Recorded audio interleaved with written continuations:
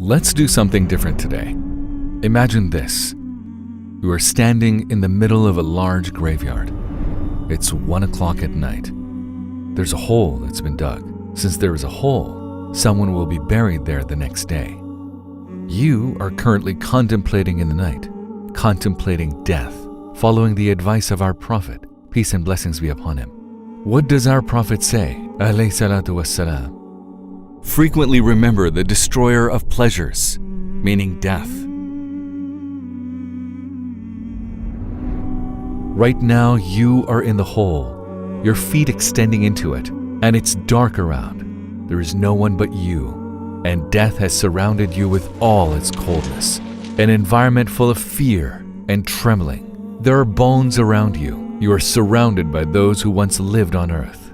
100, 150, 200 years ago, there were people who got married with excitement, excitedly received the news of having a child, became very happy, but while being above the ground, they were taken below it. I mean, hundreds of thousands of dead. You are standing alone in the middle of them, all alone. Contemplating that, eventually, this will happen to you too. Picture yourself in that grave. Imagine being buried under the soil. People left you here and forgot you in 2 weeks.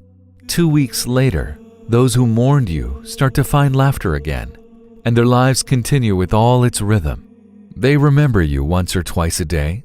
That fades away too. And after 3 years, almost nothing is left. People remember you on the anniversary of your death, continue with their lives. I mean, this story I'm telling is not some imaginary tale. It's a scene that will definitely happen to you and me, 100%. Are you living above ground today? Yes. Will you be under the ground in 100 years? Yes. We are talking about an event that is guaranteed to happen. Now then, you know there is a principle that says, Kullu atin qarib. Everything approaching is near. While you are under the ground, my brother, people continue their lives above the ground with all their rush and excitement for this world. You lie below, and they walk over you. Imagine a man who has recently passed his driving exam, who screamed with excitement. He struggled, entered the exam 2, 3 times, and finally became very happy. Look at the other people. There is a father in a hospital who holds his child in his arms, very excited. For years he had no child, and now he is shouting, "My child, I'll make your life perfect," as his voice echoes in the hospital corridors. 100 years later, that father and child too have become the story of a dark soil overgrown with grass. Where is that excitement now? That happiness? Where is that shouting? Very strange, isn't it? People often believe that death is like falling into a peaceful sleep. We frequently say, "I just want to die and be free of everything." Yet in reality, the truth is quite the opposite. On the day you die, you begin to wake up from a very deep sleep, a deep worldly sleep. After that, you see the truth in all its nakedness. The veils over your eyes, the veils of sleep and negligence begin to lift. No trace of sleep remains. You become completely awake then. If you please Allah in this world, beautiful scenes await you there.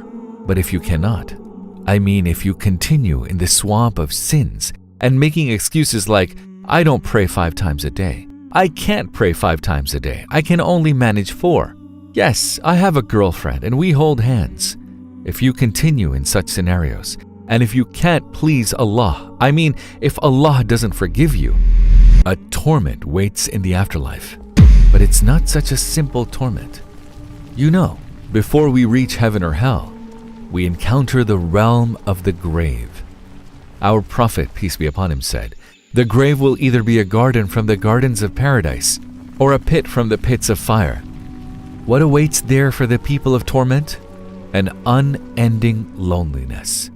There are thoughts everywhere. You are surrounded by thoughts. Everywhere is regret. Everywhere is filled with sayings like, "I wish I hadn't." Everything has lost its meaning. Everything you owned on earth you left them with your hands and entered the underground completely empty. That's when there is nothing left around you that keeps you busy in the world. No checks, bills, exams, this and that. You begin to think clearly. You recognize that you never truly owned what you thought was yours. At that moment, you understand that why there are no pockets on the shrouds. There is an app called WhatsApp, right? You had an account there. It has zero importance now, you know? You obsessed over backing up your messages and asked, what will happen to my photos and chats? I can't delete these. What does that backup matter now? Who cares about your backup files anymore? You had social media account passwords that only you knew, right? Now those passwords, along with your WhatsApp, are meaningless. Probably no one will ever look at your WhatsApp chat again. They have lost all their importance. Just delete them. You think the person who will get your phone after you're gone find your messages meaningful? No, he will delete and reset everything and throw them away. You are gone now, and so the memories are. Even if you had them now, it doesn't matter anymore. You are gradually being erased from this world. At first, following your death, you will be remembered. In the first month, there will be conversations about you.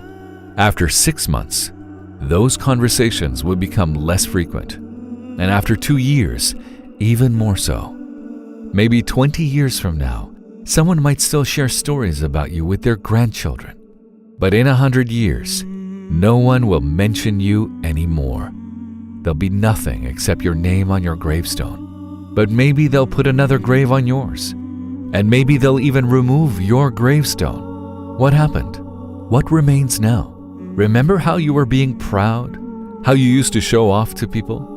Remember because you had achieved some things in the world, you were walking with such pride, puffing out your chest? Where is it? Where is your pride now? You became nothing. You are completely gone now. You've been erased. You've become zero.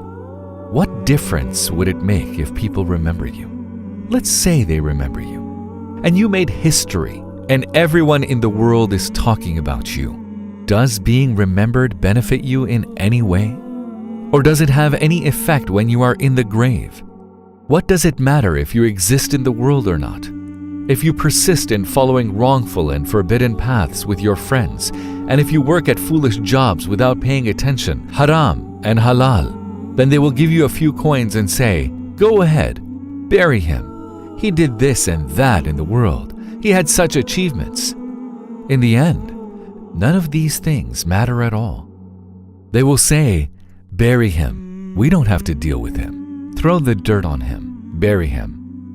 What should they do? Put your picture on your gravestone? Should it be a picture of yours that is beautiful? Whether they do or don't, does it really matter? Remember, these are the consequences if we fail to please Allah. If we manage to please Allah, very beautiful things will happen. Please do not be offended or upset because I'm telling you these things. So far, they have told us nice things, but what changed? My child, you attend Friday prayers. MashaAllah, MashaAllah, Barakallah. Look at other people. They don't even go to Friday prayers. We always feel relieved when we see those who are worse than us, but we don't get better. Do you wish to become a better person? Start by accepting you have flaws. When you look at the beloved servants of Allah, do they say, I am wonderful, I am perfect? Always see themselves as lacking. As they grow spiritually, they become humble. But as we get smaller, we become arrogant. Let's strike our nafs with a scalpel today. Let's strike at our ego.